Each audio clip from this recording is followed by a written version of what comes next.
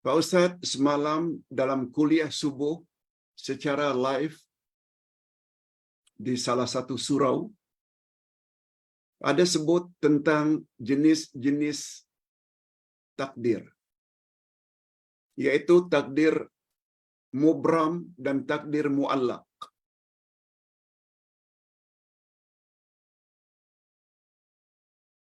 Jadi takdir muallaq ini kita tak tahu ketentuannya sama ada baik atau buruk. Betul? Semuanya tertera di dalam Lauh Mahfuz. Kita tak tahu. Jadi takdir ini bolehlah berubah dengan usaha atau ambil sebab dan berdoa. Begitukah Pak Ustaz? Betul?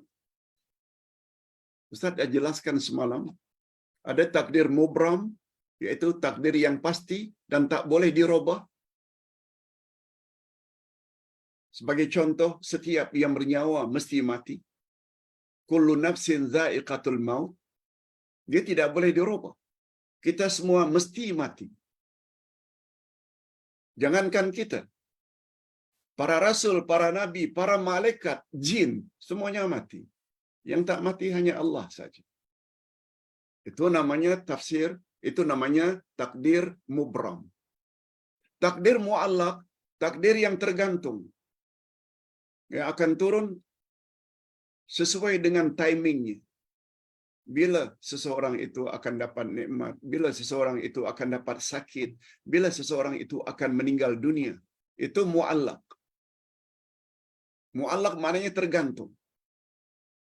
Nah, takdir yang muallaq ini kita boleh mohon pada Allah atau berusaha.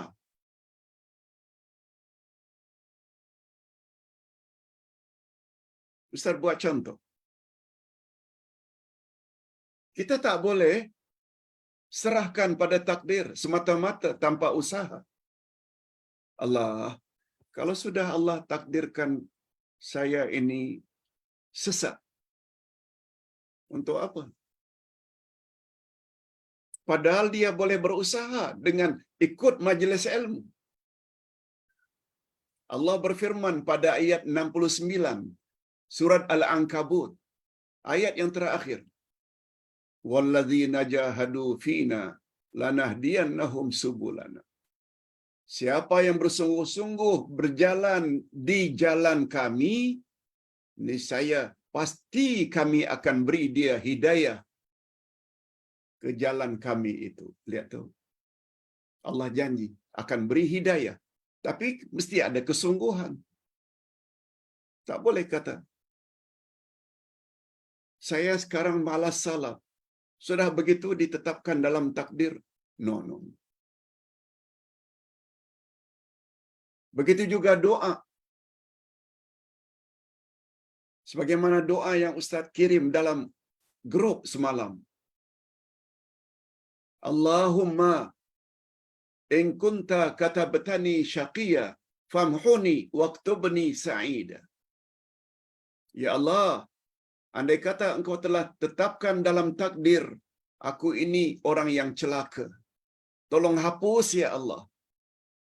Ganti dan tolong ganti ya Allah takdir tersebut agar aku jadi orang yang bahagia.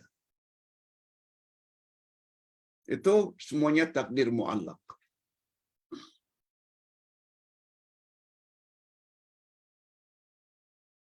Yang kedua, kepercayaan tentang kedatangan Imam Mahdi. Adakah ia ajaran Ahlus Sunnah wal Jamaah? Jika betul, apa dalilnya Pak Ustaz? Saya dapat tahu dari ceramah Ustaz tertentu, kata beliau, iman percaya kemunculan Imam Al-Mahdi pada akhir zaman itu bukan ajaran Ahlus Sunnah wal Jamaah. Allahu Akbar. Hadirin dan hadirat, Ustaz jawab singkat saja. Kepada yang bertanya, Ustaz sudah kirim link yang panjang lebar menyebut sungguh banyak hadis-hadis yang sahih tentang akan munculnya Imam Mahdi pada akhir zaman. Sebagaimana keyakinan kita, Nabi Isa akan Allah turunkan pada akhir zaman bekerja sama dengan Imam Mahdi untuk membunuh Dajjal.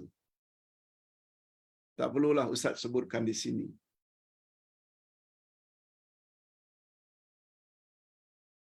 Ustaz sudah tulis perkara ini di dalam kitab Akidah Ahlus Sunnah wal Jamaah.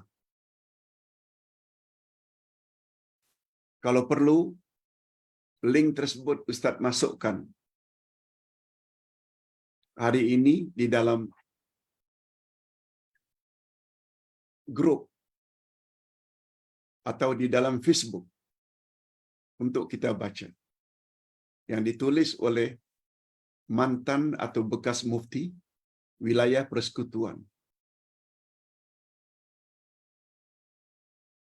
Datuk Zulkifli Bakri. Lengkap beliau bawa dalil-dalil yang sahih tentang adanya kemunculan Imam Mahdi, dan itu adalah pahaman Ahlus Sunnah wal Jamaah. Yang ketiga, saya ingin tahu Pak Ustaz, adakah sahih kisah tentang angin ahmar dan doa yang diajar oleh Nabi sallallahu alaihi wasallam yang berbunyi, Allahumma inni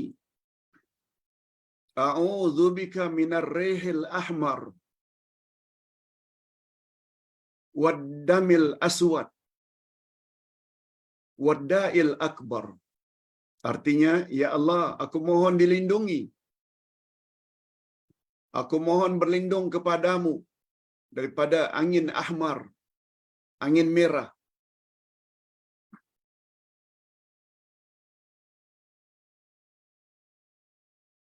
Dan aku juga mohon, ya Allah, agar engkau hindarkan aku daripada darah hitam, iaitu stroke.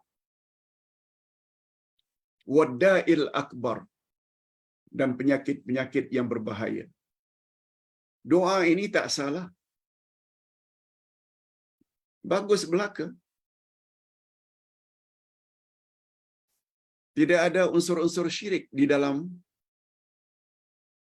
doa ini. Ya Allah, aku mohon dilindungi daripada angin ahmar, iaitu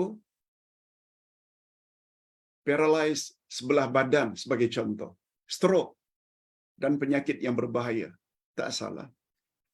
Cuma kisah dengan air ahmar ini dikaitkan dengan Nabi Sulaiman, dikaitkan dengan Nabi Muhammad sallallahu alaihi wasallam, dikaitkan dengan angin ahmar pernah menimpa cucunya bernama Husain. Kisah itu para ulama berbeza pendapat. Majoriti mengatakan itu riwayat tidak sahih. Wallahu a'lam.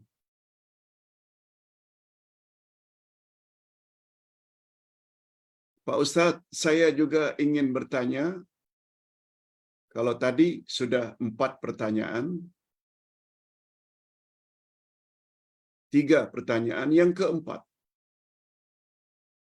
Pak Ustaz, saya melihat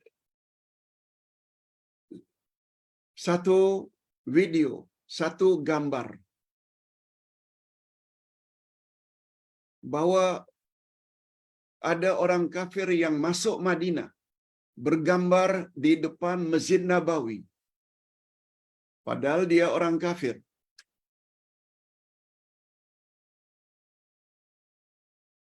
Kalau tak salah, dia berasal dari Singapura.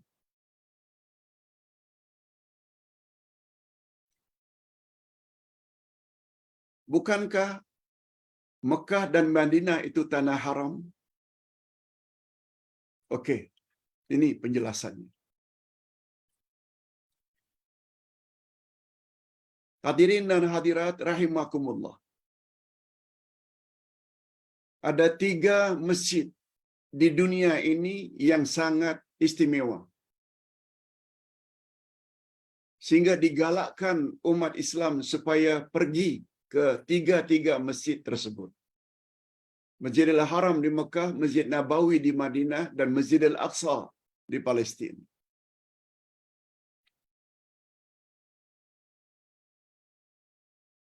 Kelebihan salat dalam Masjidil Haram Mekah sekian, iaitu 100,000.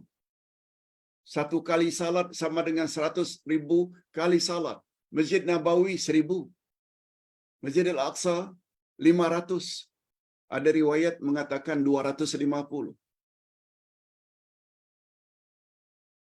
Itu sebabnya kata Nabi dalam satu hadis, la tushaddur rihal illa ila salasati masajid.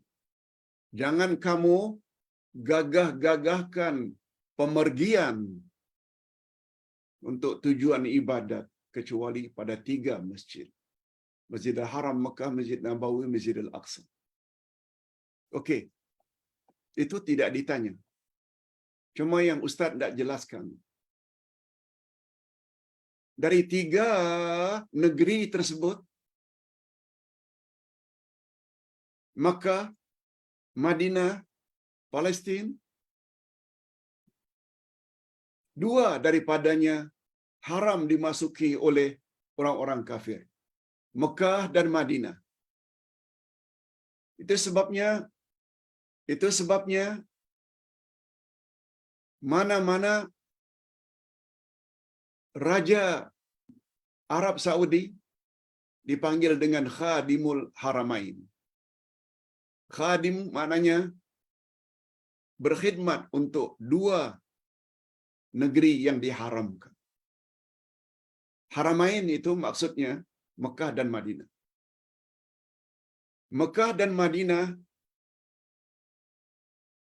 dikatakan 2 kota haram karena ia haram dimasuki oleh orang kafir.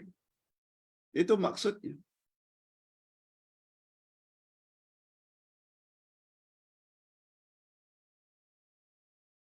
Kota Mekah tak boleh masuk orang kafir. Itu sebabnya setiap akan masuk dilihat pasportnya. Kecuali jika dia menipu. Dia kafir ingin masuk juga. Madinah juga begitu. Setiap akan masuk, di border itu akan dilihat pasport. Adapun sekarang ada orang kafir yang boleh masuk ke Madinah. Jawaban singkat dari Ustaz.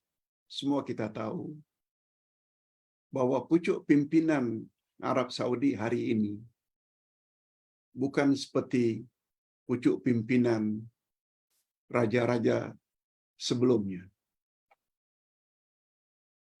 Banyak perkara-perkara yang Putera Mahkota buat hari ini yang bercanggah dengan apa yang dilakukan oleh raja-raja atau sultan sebelumnya. Ustaz yakin semua kita tahu. Konsert berleluasa. Wanita berleluasa. Oleh sebab itu tidak heran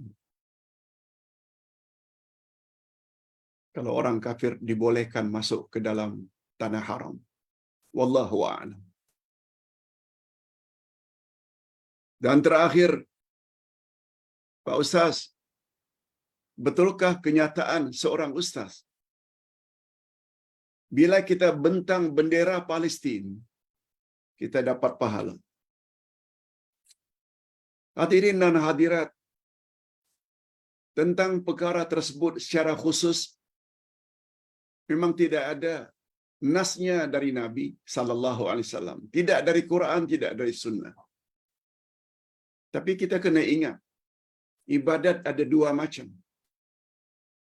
Ada namanya ibadat mahdah.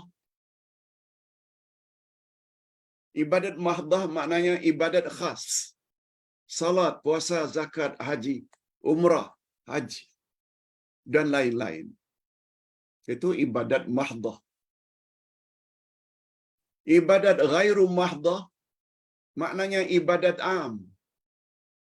Segala kegiatan atau aktiviti yang dilakukan oleh Muslim, selagi perkara itu boleh, tak dosa, sangat tergantung pada niat.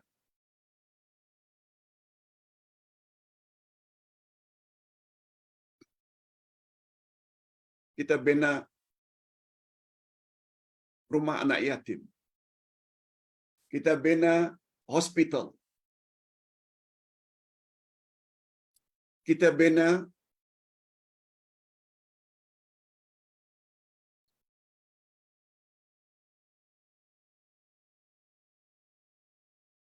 lampu trafik.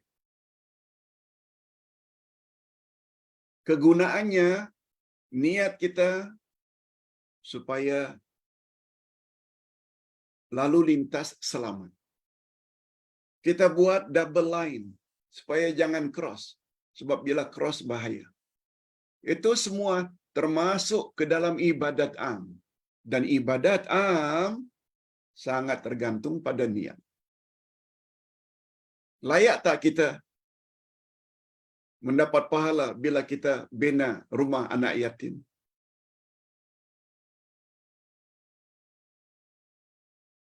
Dapat tak pemimpin-pemimpin yang buat peraturan ini supaya rakyatnya jangan berbahaya? Itu niatnya. Bila dia niat berbuat begitu, dia layak dapat pahala. Samalah halnya dalam keadaan genting seperti ini. Kita mengharap dengan membentangkan atau mengibarkan bendera Palestin supaya mendapat bantuan dan simpati orang ramai untuk menderma, untuk dikirim ke Palestin. Dia ada nilai-nilai kebaikan. Orang tersebut layak mendapat pahala dengan izin Allah. Sebab niatnya baik. Ini dulu yang dapat Ustaz sampaikan. Mudah-mudahan ada manfaatnya. Kita jumpa lagi insya-Allah esok hari Isnin dengan pelajaran tafsir. Kita akhiri dengan doa.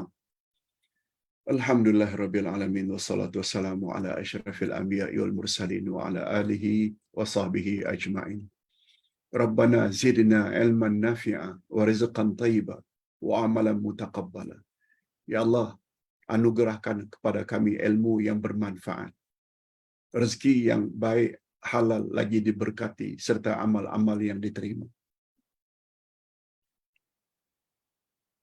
Ya Allah, ya Tuhan kami, pada hari ini kami telah belajar satu topik yang cukup menarik dan berguna, yaitu bahaya alim tentang ilmu-ilmu keduniaan tapi jahil tentang ilmu-ilmu akhirat. Berdasarkan hadis Nabi sallallahu alaihi wasallam sebagaimana yang telah dijelaskan tadi. Bukan saja terjemah harfiah tapi juga terjemah maknawiyah. Dan bukan hanya terjemah maknawiyah, kami juga diberitahu makna vocabulary. Kata demi kata. Yang kesemuanya itu mengandung sifat-sifat tercela yang mengundang murka Allah. Rupanya ya Allah, kami belum tentu selamat kalau hanya fokus kami hanya mengetahui banyak tentang ilmu-ilmu keduniaan. Andai kata pada masa yang sama kami jahil tentang selok-belok agama Islam. Sebab ilmu agamalah ilmu yang dapat menyelamatkan akidah kami, ibadat kami, akhlak kami. Sehingga dengan ilmu-ilmu tersebut jika kami amalkan, membuat kami layak hidup bahagia. Bukan saja di alam akhirat, malah juga bahagia di alam barzakh. Hindarkan kami, ya Allah, dari segala 7 sifat tercela tersebut.